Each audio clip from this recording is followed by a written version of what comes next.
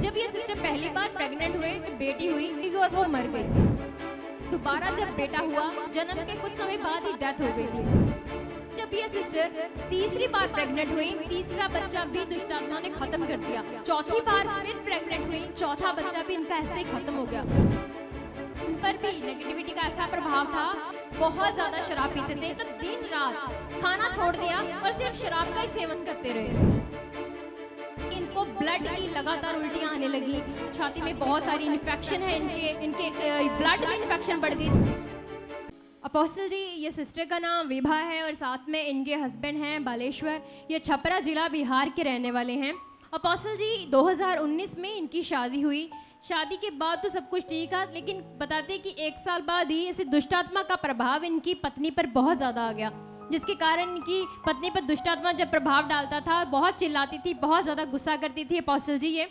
और बताते कि साथ में इनके जो पति हैं उन पर भी नेगेटिविटी का ऐसा प्रभाव था कि ये भी शराब, गुटखा और सिगरेट के नशे करने लगे और इनके घर में बहुत ज़्यादा अपोस्टल जी झगड़ा होता, लड़ाई होती थी।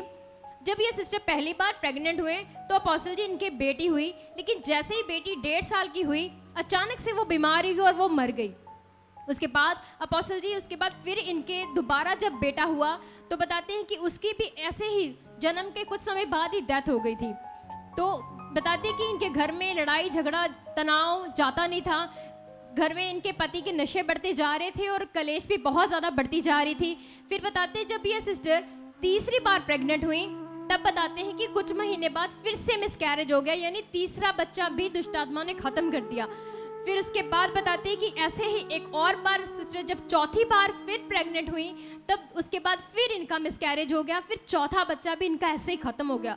और अपोस्टल जी बताते कि बहुत ज़्यादा टेंशन में भी रहते थे, इनके पति शराब भी कराते थे, झगड़ा बढ़ता जाता था, कोई इनके घर में शांति नहीं थी, दुख था, कलेश था, बहुत ज़्यादा अंधकार था। और बताते कि ये सिस्टर को भी ओझा के पास लेकर घर वाले जाते रहते थे, बहुत जगह कहते इन्होंने अपनी पत्नी को दिखाया, घर वालों ने पता किया, लेकिन बताते कि इनकी हालत ऐसी ही ख़राब रहती थी और ये बहुत ज़्यादा चिंता भी लेती थी और जब पति से भी झगड़ा होता था बहुत ज़्यादा, फिर और ज़्यादा रोती रहती थी अपोस्टल जी। और फिर बताते हैं कि उसके बाद फिर जब ये सिस्टर 5वीं बार प्रेग्नेंट हुई तो बताते हैं कि तब ये दुष्ट आत्मा फिर से इनके बच्चे को ख़त्म करना चाहता था। जैसे कि ये अपने पेट पर ज़ोर ज़ोर से हाथ मारते थे, तो बताते कि उस समय भी कोई तांत्रिक बाबा इनको ठीक नहीं कर पा रहा था, निकल नहीं रही थी दुष्ट आत्मा। तो किसी ने इनको गुड न्यूज़ दी, तो अपोस्टल जी किसी लोकल चर्च में जा रहे थे, लेकिन बताते हैं कि तब भी वो दुष्ट आत्मा का अटैक जा नहीं रहा था। तो बताते कि इनके गाँव वालों ने फिर इनको बताया कि आप सुखपाल राणा मिनिस्ट्री में चले जाओ, वहाँ पर ठीक हो जाओगे। लेकिन बताते तब आए नहीं, पर ऑनलाइन ही फ़ोन के माध्यम से मीटिंग को सुनने लगे। और ऐसे ही अपोस्टल जी इनका 9th मंथ प्रेगनेंसी का शुरू हो गया और ये ऑनलाइन ही देख रहे थे अपोस्टल जी। लेकिन बताते कि 9th मंथ पूरे होने पर भी इन सिस्टर को दर्द ही नहीं लगी और जब टाइम ज़्यादा बढ़ गया तो इन्हें ये बताते कि ये दर्द लगती नहीं थी। तो इन्होंने बताया कि अब इन्हें मिनिस्ट्री में जाना चाहिए, इनके गाँव वालों ने इन्हें सलाह दी। तो बताते कि तब ये सिस्टर यहाँ मिनिस्ट्री में आई और अपोस्टल जी जैसे ही आती हैं, आपके द्वारा जब इस सिस्टर पर लेहन प्रार्थना होती है तो बताते कि जैसे एक मीटिंग में इन पर प्रार्थना हुई तो वैसे ही नेक्स्ट मॉर्निंग जैसे आती है तो नेक्स्ट सुबह ही इनको दर्दें लग जाती हैं और इन्हें हॉस्पिटल लेके जाते हैं इनके पति, और वहीं पर ही इनकी नॉर्मल डिलीवरी के साथ बेबी बॉय इनको परमेश्वर ने ब्लेस किया। ये प्रार्थना कहाँ होती है? अपोस्टल जी यहाँ पर आपके द्वारा मीटिंग में आप तो इनकी प्रार्थना करा के ये वापस जाते हैं? अपोस्टल जी अभी यहीं थे तो यहीं पर से हॉस्पिटल लेकर गए अगली सुबह। यहीं इधर ही हुआ है जी, और नॉर्मल डिलीवरी से बेटा हुआ है। बेटा हुआ और पहले एक बच्चा मरा, फिर 2, फिर 3, फिर 4 शैतान ने मारी। जी अपोस्टल जी, ये 5वां बच्चा था। प्रभु में आने से भी दुष्ट आत्मा नहीं जा रहा था। बात कराओ से उन दिनों में जो तेरे हालात थे, बहुत हालात में थे। तो कितना क्या सोच रही थी कैसे मेरा भला होगा? वो बच्चा मर गया था, बहुत जोर से हम लोग आए थे यहाँ पर। 4 बच्चा मर गया, तो तू क्या सोचती थी कैसे मेरा भला होगा? भला और लाइन में देखते थे। अच्छा, इसको अभी इतनी समझ नहीं बताने की, अभी ये अब की बात कर रही है, मैं इसको पुरानी बात पूछ रहा हूँ। तो और जब से ये काम परमेश्वर ने किया आपका, आप खुश हो? खुश है, और बहुत खुश हो? बहुत खुश। हाँ। अपोस्टल जी ये काम हो गया था इनका। उसके बाद अपोस्टल जी ये घर चले गए, लेकिन एक डर था जो इनके पति के जीवन में कैसे बन गया कि अचानक जैसे लगातार बच्चों की डेथ होती थी, कोई जन्म के बाद, कोई पेट में मर गया, तो बताते कि इस बच्चे के लिए भी इनके अंदर ऐसा ही डर डर बना था था कि शायद ये भी कुछ ना हो जाए। जी। तो अपोस्टल जी इसी दुख के चलते ये लगातार शराब पीने लगे, फिर बहुत ज़्यादा शराब पीते थे क्योंकि शराब छूटी नहीं थी कहीं से भी, तो नशा तो ये कर ही रहे थे अपोस्टल जी, और ये नशा इनका और ज़्यादा बढ़ गया, मतलब दिन रात खाना छोड़ दिया और सिर्फ शराब का ही सेवन करते रहे। और बताते कि ऐसी प्रॉब्लम होने के कारण इनकी हालत मार्च महीने में बहुत ज़्यादा ख़राब हो गई थी। और अपोस्टल जी फिर बताते कि इनको ब्लड की लगातार उल्टियाँ आने लगी, हॉस्पिटल में एडमिट भी करवाया, लेकिन बताते हैं कि वो खून की उल्टियाँ बंद नहीं होती थी, पेट की दर्द जाती ही नहीं थी अपोस्टल जी, छाती में भी दर्द उठता था, तेज़ दर्द। और तब इनके हॉस्पिटल में बहुत सारे अपोस्टल जी टेस्ट हुए, टेस्ट हम स्क्रीन पर देखेंगे, जिसमें आया छाती में जो एक्सरा देखा, उन्होंने बताया कि छाती में बहुत सारी इन्फेक्शन है, इनके ब्लड में इन्फेक्शन बढ़ गई थी अपोस्टल जी इनके। और बताते हैं कि इनको मतलब बहुत ज़्यादा से इतनी सारी जो इनकी दवाइयाँ हैं, जैसे कि यहाँ कैमरे में हम देख सकते हैं अपोस्टल जी इतनी दवाइयों का ढेर इनको ये दे सारी दिया, इसकी है, आधे से ज़्यादा तो अपोस्टल जी घर छोड़ आए हैं, ये बंदे की सारी बिल्कुल। इतनी दवाइयाँ, इतनी रिपोर्ट्स है, दिखाओ सर थोड़ा दूर से।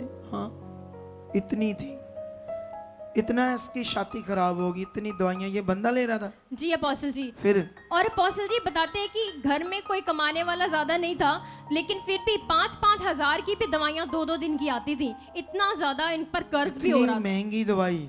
जी अपोस्टल जी। अच्छा, फिर तो बताते कि उसके बाद इनके गांव वालों ने कहा कि आप सोचो, जिसकी दवाई 5,000 की 2 दिन की दवाई हो, वो कितना सीरियस बीमार होगा ना।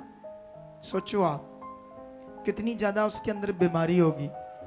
हाँ, फिर अपोस्टल जी ये ब्रदर सूख कर एकदम कांटा हो चुके थे। ये मार्च महीने की बात है जब पूरी तरह ये सूख गए थे, क्योंकि ब्लड बहना बंद ही नहीं होता था, मुंह से आता ही रहता था ब्लड, खांसी जाती नहीं थी अपोस्टल जी इनकी, ग्लूकोज इनको लगातार चढ़ रहे थे। और बहुत ही ऐसे इन्होंने खुद बताया, ये बताते थे कि मुझे ऐसा लगता था कि मैं बस कुछ ही दिन हूँ, मैं मर जाऊँगा, इतनी ज़्यादा भयंकर इनकी हालत हो गई थी। और बताते कि अपोस्टल जी इसके बाद इनके गांव वालों ने, घर वालों ने फिर से कहा कि तू जैसा भी है तू मिनिस्ट्री में चला जा और अपनी प्रार्थना करवा तो तू ठीक हो जाएगा। और अपोस्टल जी ऐसे ही, इनकी बड़ी खराब कंडीशन थी, जैसे तैसे भी यहाँ मिनिस्ट्री में पहुंचे। और अपोस्टल जी उस दिन आपसे इन ब्रदर की प्रार्थना होती है, वो लेहन सीन हम स्क्रीन पर देखेंगे। हथायों लुकी दे देने गवाइयों तेरिया। और जैसे ही प्रार्थना होती है अपोस्टल जी, ये ब्रदर की जितनी इन्फेक्शन थी, जो मुंह से ब्लड आ रहा था, पेट में छाती में दर्द था, इन्फेक्शन थी, सारी की सारी जा चुकी है। उसके बाद टेस्ट भी बिल्कुल नॉर्मल आए हैं। तो ये बहुत बड़ा काम है।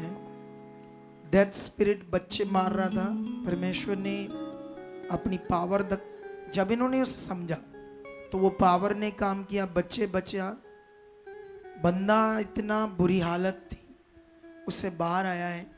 तो ये जीवित परमेश्वर की ताकत है। नशा भी चला गया अपोस्टल जी। तारीफ करो इस बड़ी गवाहियों के लिए, बड़ी गवाहियों के लिए तारीफ करो जोर से सर्वशक्तिमान का। आप भी चाहते हो ऐसे कामों को अपने जीवन में, तो आप भी यहाँ आ सकते हो सुखपाल राणा मिनिस्ट्री में, ताकि आप भी अपनी आशीष छुटकारा पा सको, चंगाई पा सको। हमारे चर्च का पता है GT road Manawala, Delhi public school, new bypass, Taran Taran road, Rajewal Chowk. आप अगर दूर से आ रहे हो या किसी दूसरी स्टेट से आ रहे हो तो आपको 2 या 3 दिन तक यहाँ चर्च में रुकना होगा, ताकि हम आपको वो बातें बता सकें जिससे आपका निश्चय छुटकारा होगा।